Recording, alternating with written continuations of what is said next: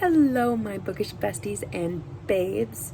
Happy November. It is currently like 10:30 at night, and I was supposed to be in bed like an hour ago. But with the time change, my brain is like really weird. So I thought before my busy week starts, I'm going to film my October reading wrap up. All right. So before I jump into it, I just want to give some quick updates if you had not seen my reading vlog.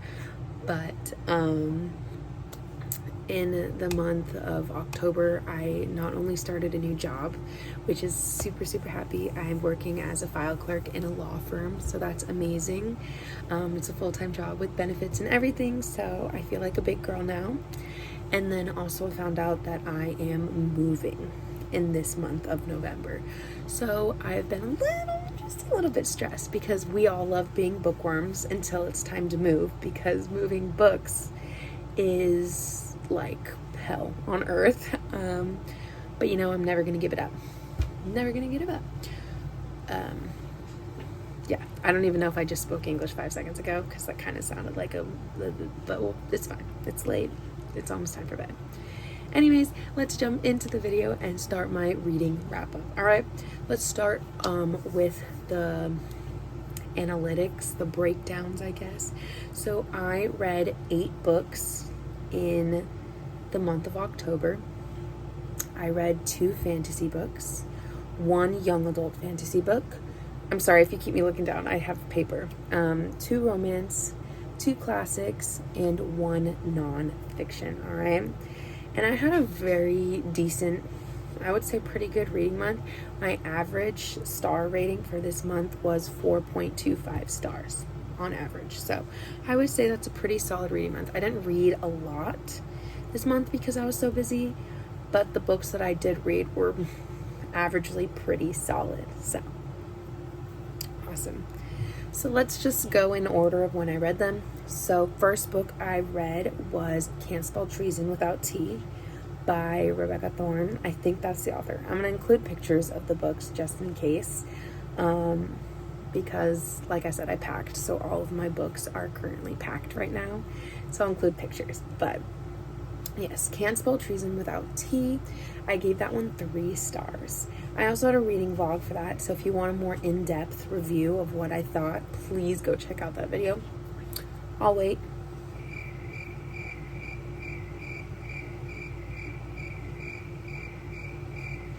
Okay, cool. Awesome. I'm glad. So, yes, Can't Spell Treason Without T. I gave that one 3 stars just because I thought it was super cute, super cuddly and warm, but I just needed more plot, personally. That was my first experience with the true cozy fantasy. I read Assistant to the Villain and Apprentice to the Villain, and I think those are considered cozy fantasies, but I feel like there's a lot more plot happening. It felt a little bit more fast-paced, whereas this one was very quaint, very cuddly in a small town, very low stakes, which is very nice for if you're in a low stakes mood. You just want to curl up with a cup of warm tea and a blanket, and snuggle a loved one while you're reading. No hate, no judgment. It just wasn't really the vibe I was going for in that moment. So I gave it just a solid 3, I can't complain too much about it. I can't rave too much about it. It's just middle of the line for me, but it was very cute. So if you're looking for something super cozy to read, please read that one. Next book I read was All Your Perfects by Colleen Hoover, and I gave that one 4.5 out of 5 stars. And I really liked this one. I listened to the audiobook version of it, and as I read along to the physical book that I own, and I really liked how it was narrated via audiobook. I think it really pulled me into the story. I also liked the point of view it was written in, like the timeline, I guess I should say, because it spans between the past and the present. And so this book was very heartbreaking and very hard for me to read just because it was about a failing marriage. And so as we watch this couple fall in love, we're also watching their marriage deteriorating. I should not use this big of words this late at night, but I'm trying. So I just thought it was very ebb and flow, like we're swooning over the beginning of their relationship, but we're also getting so frustrated with their miscommunication and horrible decisions when their marriage is not working, and it was very heartbreaking. The only reason that I ticked it down to a 4.5, I could not rate it a perfect 5 stars, and this is a minor spoiler, so I will let you know when, if you want to skip this part, I will let you know when it's safe. But there is the cheating trope in this book. So our main character, I think his name is Graham, he does cheat on our main female character, our female main character. And even though he has an explanation or a reason for it, I just wasn't into it. That's a no-go for me. No reason, nothing. I just cannot do with cheating. That's inexcusable, unforgivable to me. So I really like the story, but I don't know how I would be able to forgive him if I were in that situation. All right, it is safe now. It is safe. Everyone, come back if you didn't want the spoiler. It's safe. Okay. So that was All Your Perfects. Next book I read was for one of my book clubs that I'm in. It's Butcher and Blackbird by Brynn Weaver, and I had the best time with this book. I rated it 5 stars. I thought it was amazing. I was laughing out loud. I was having just the best time. At first, I really struggled with the time jumps, because they would like interact or talk, and then it would say like 1 year later or 2 years later or blah blah blah, and we didn't really get a lot of interactions. Like they would kind of recall that they've been texting this whole time or what, and I didn't really like those time jumps because I wanted to see their relationship developing rather than like glimpsing in the separate windows. But once I got past a certain point, I didn't even really care because I was just so amused with their banter and interactions. What she did, Miss Weaver did with the cookies and cream ice cream, foul. What she did with orzo pasta, foul, okay? But we're just gonna get past that because I had the best time reading this book. I will never look at, I don't remember if it's a dragon or a dinosaur onesie. The same. I was cracking up. I think that was in the epilogue, but if you know, you know. I was dying. I had the best time with that book. If you don't take it seriously, you just, you're there for the vibes, you're there for a good time instead of there for like a real true like thriller, then you'll be fine. I think it was a really, really fun book. The next book I read was for my other book club. I read The Bone Ships by R.J. Barker, and I rated this one 3 stars because I loved the premise of this book. We had a very powerful, very strong female main character, and I called her Maze because it's spelled like May. I don't know. I think I just shortened it to Maze. I don't know if that's how it's actually pronounced, but she's amazing. If you read Thrown a Glass by Sarah J. Maas, she was kind of giving Aelin vibes. Like she was small, but she was in charge and she could kick ass if she needed to. It was amazing. Our main character, Joran, he had a lot of character growth. Like I actively hated him in the beginning. I could not stand him, and I thought he was a whiny, horrible narrator. But watching him grow and learn and develop into like a real man and a real pirate was absolutely amazing. For those of you who don't know or don't want to go to Goodreads, The Bone Ships is kind of, in my opinion, it's like Pirates of the Caribbean meets How to Train Your Dragon. So we have these islands that are currently at war with each other, and they use sea dragons. They kill them and use their bones to make these really strong, powerful ships. But because they killed so many dragons, they went extinct. And so this one crew finds out that there is one last sea dragon, and they want to go and they want to protect it so they can like end the war or something. And so it's like this crew at sea. There's lots of battles, lots of fighting. There's dragons in it. It's so cool. But yeah, I really, really like this book. The reason why I give it 3 out of 5 stars is because, one, there was not a morsel of romance. And not a morsel, I mean not a crumb, not even a sliver of a crumb. There wasn't even a vibe, not even an inkling, not even a tinkling, nothing. And your girl just needs romance. She needs like love or like a really good friendship. And I didn't get that. I didn't get that. So it was just, the reading was a little bit reduced, okay? The other thing was the pacing was a little bit uneven. It would get really interesting and there'd be like a battle, and then it would slow way down, and I get that's like kind of maybe intentional, because life at sea can be really repetitive, really slow, really, and then all of a sudden your adrenaline spikes because you have to fight another ship and you're loading the cannons or whatever. But it just wasn't my vibe. And my last gripe was, this book is the first book in a trilogy, and I had so many questions because, like I said, the premise is so good, the plot is so good, I was really interested. However, it ends like, I wouldn't say on a cliffhanger, but it just ends with so many open possibilities, and I feel like none of my questions got answered. Like, if anything, I was left with more questions, and it was kind of like, oh no, this is just the beginning, to be continued. And I was like, are you kidding me right now? Like, RJ Barker, I'm about to pull up to your house and throw hands.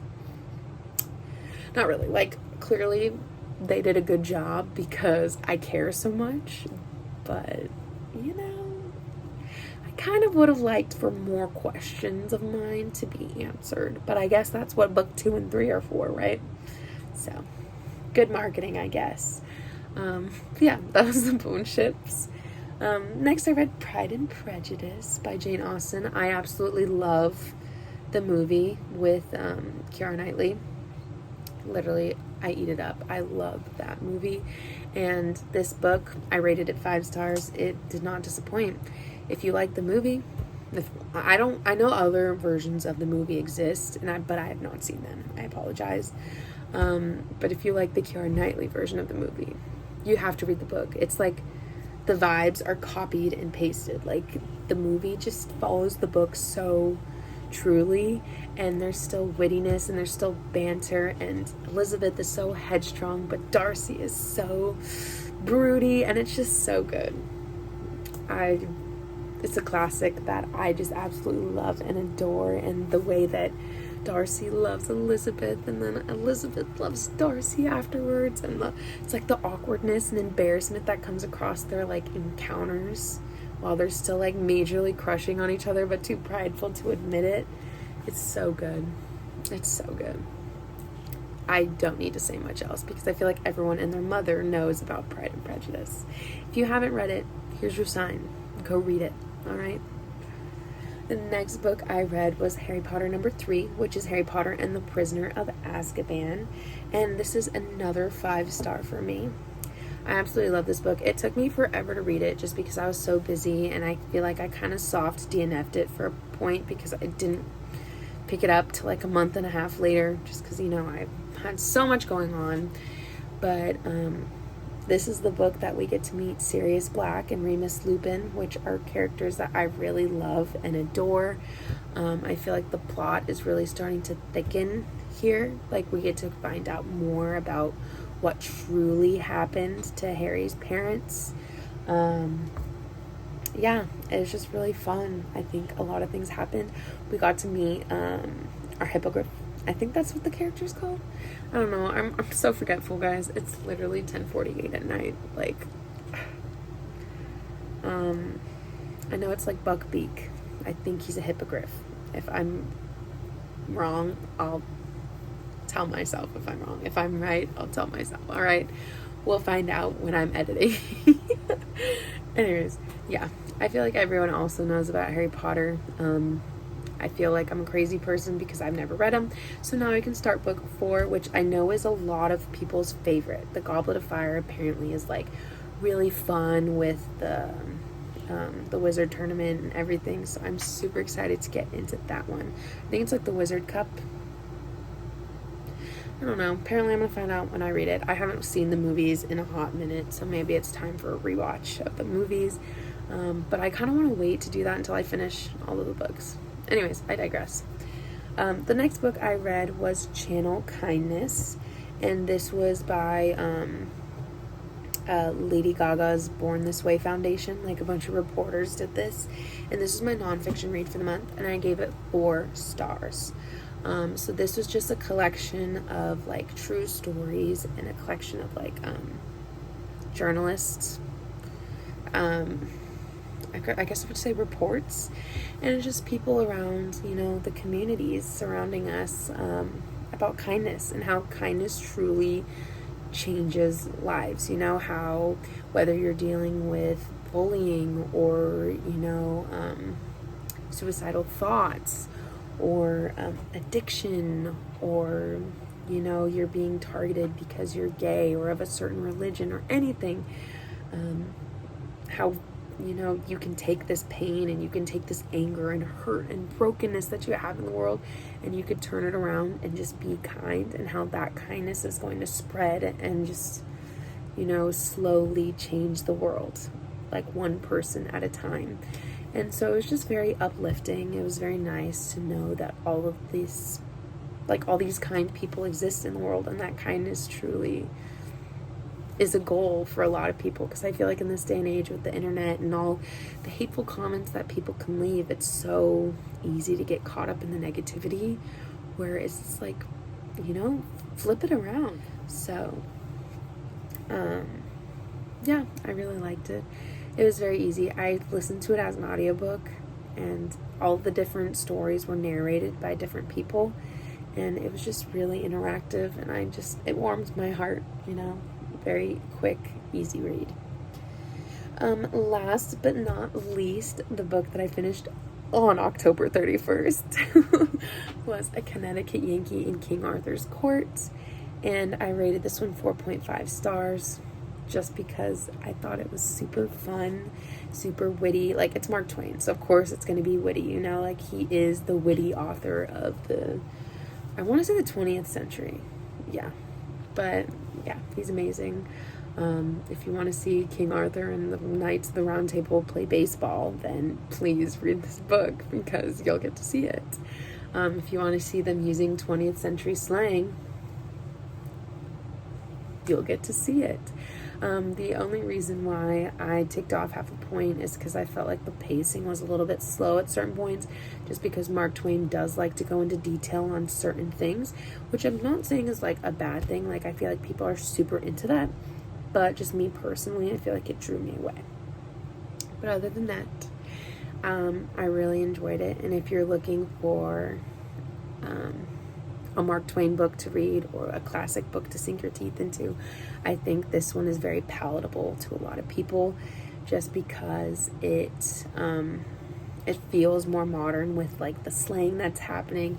It's also just really funny to see like Camelot being introduced to photographs, war correspondence, typewriters, newspapers, baseball. It was really fun. Anyways, it is getting late, so I'm going to wrap this up. I hope your Octobers were full of good books and good reads, and I hope November is even better for you. All right, so go ahead and leave a comment down below. Let me know how many books you read in October and what was your favorite read. While you're doing that, please don't forget to like and subscribe if you haven't already. But yeah, I hope you have a great rest of your day, great rest of your night, great rest of your morning, whenever you are watching this. And I will see you next time. All right.